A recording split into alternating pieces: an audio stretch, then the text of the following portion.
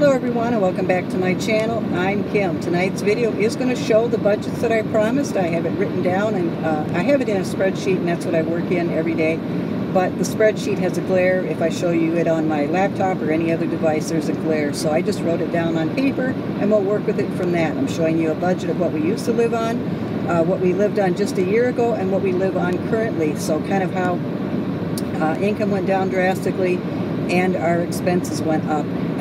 I don't want anyone to perceive or to get any type of an idea that I'm making videos about my husband and I living on, poverty row or anything like that. I wouldn't be ashamed if we were. I'd still make videos, but we're not.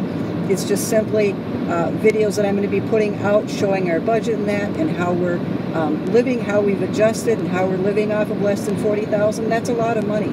I lived off of under $20,000. I even lived off of under $10,000. So not too many years ago either. I can remember when my husband and our grocery budget on that was $100 a month. And sometimes it wasn't even that, $50, $60 a month. And we just had to scrape together. Sometimes I had to tell bill collectors or whatever, we would get back to them in a week or a month on that just so we could afford the groceries on the table. So by no means is that what our situation is now. But our income is under $40,000. We are considered lower income in the state of Wisconsin. We are on a very fixed budget. I mean, there's not a whole lot of wiggle room there. And I want to make videos to show just how we adjusted to having a lower income, having higher prices. Our rent has almost doubled in the last few years. How we're getting by, how we're doing it. Maybe it'll help somebody, sharing it so that somebody can relate to it. Maybe it'll inspire somebody to go and get themselves on a budget. It's going to help us. It's going to help us be able to hopefully save and secure our our second home, so that we don't have to live in an apartment. And we definitely need a new car, so it's going to help us get there too, as well as build an emergency fund. So living on a budget isn't a dirty word. When I was growing up, budget or talking about finances was not allowed, not in our household, and definitely not in the people in our community. But times have changed, and it's good to share things. It's good to show just what's going on in your life, and when people can relate to it and that, it helps them a little bit, it inspires them, it pushes them, motivates them. And if I can make a video like that to make other people, anybody out there, feel like they're not alone and that they can, get it together and create a budget, and they too can afford, a newer car or a new car, or they too can save a down payment for a house, or when their income gets lower drastically or their expenses go up, there are ways to supplement your income, whether it's selling things on the internet, getting a part-time job, even making YouTube videos. So that's what I want my budget videos to be about, and that just that part of my YouTube channel. The rest of it will always be shopping hauls. There'll be cooking, baking, and soon holiday stuff. So that's what's going to go on on my channel. As far as today, we're trying to make it to the Necedah National Wildlife Refuge, a place that I have shared on past videos, before the sun goes down. My heartfelt prayers, thoughts and prayers go out to all those affected by Hurricane Helene, and I hope you're safe, and I hope you're well, and I'll see you back here again next week on Sunday at 6:30 p.m.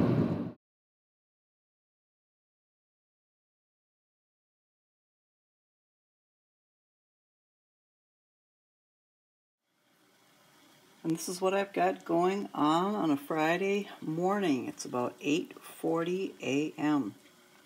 I think I've been up since about 5:30. And so I had a chicken carcass that was in the freezer that needed to be brought out, and have some broth made from it. And my husband wants to also have some chicken noodle soup this weekend as temperatures get down into the, it's going to be in the 70s for a few days, and then the overnights are only going to be 40. So he wanted some soup, so we'll have soup for a couple of days. I'll have some more broth that I can put up for the next soup batch, or just to, sometimes I do put soup broth in a ball jar and just bring it out and warm it up and just drink chicken broth or beef broth, whichever one that I decide to make. And then I've got some chocolate chip cookies, so I always do like 2 cookies at once, 2 or 3, just to make sure that I have enough flour. I don't know this recipe for Toll House. Every time I've made it here in the last 6 or 7 months, I don't know if it's the butter I'm using or what, but they turn out really flat. Now these are just great. But that's because I right up front I added a little bit. So I called for 2 1/4, and I put in 2 1/4 cups of flour plus 2 tablespoons. Works.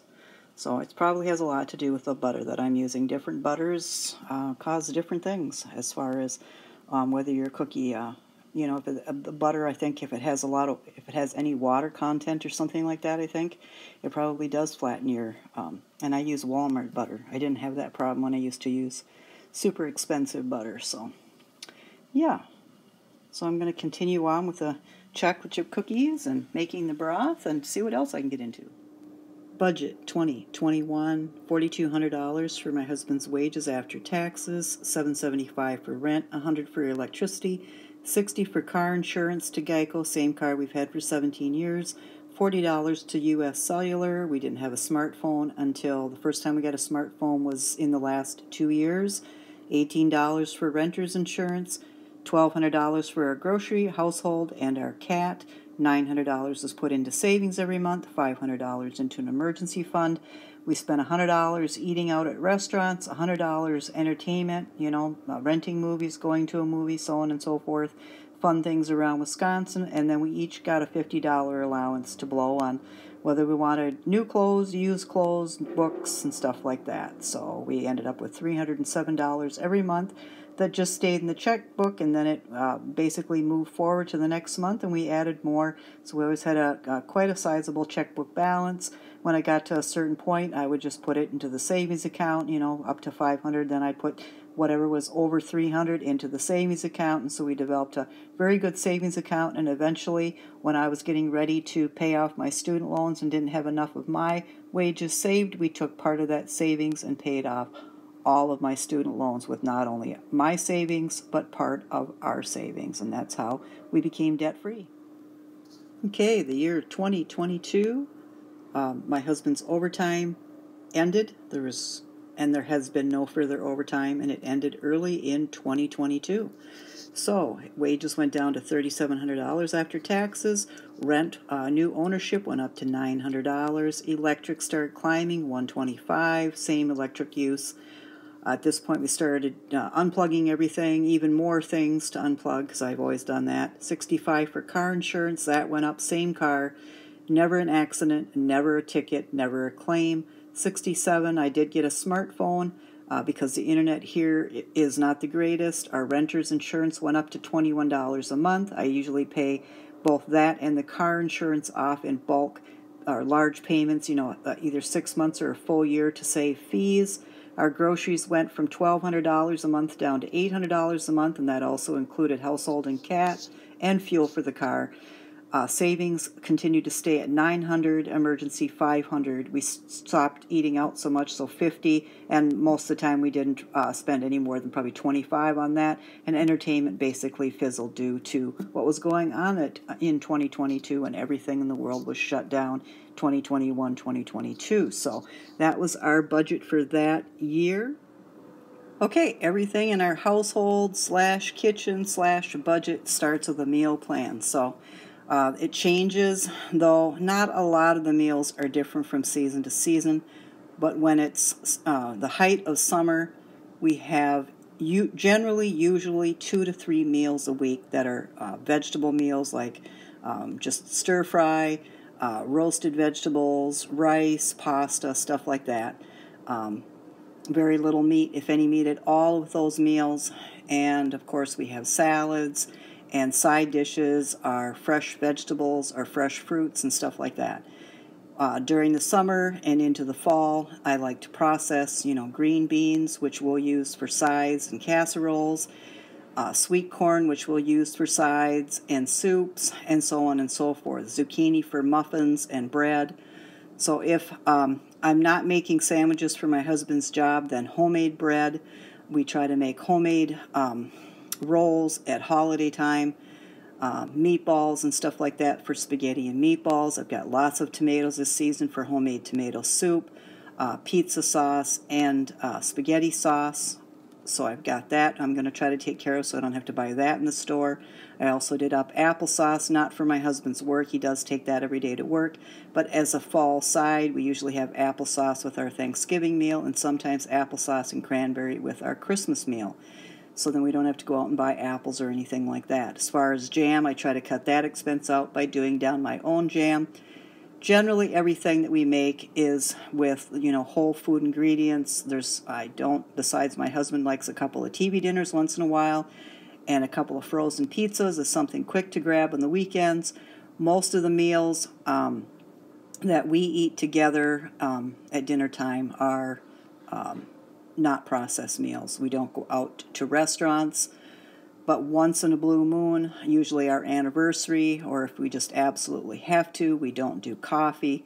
We don't travel anymore, so we have a pretty restricted budget as of right now, with the main priority getting out of this apartment, possibly into another one near to where we want to look for a forever home, and obviously saving for a either good used car or a new car. We don't want to have to make any payments and stuff like that. So we try to be as good about our diet as possible.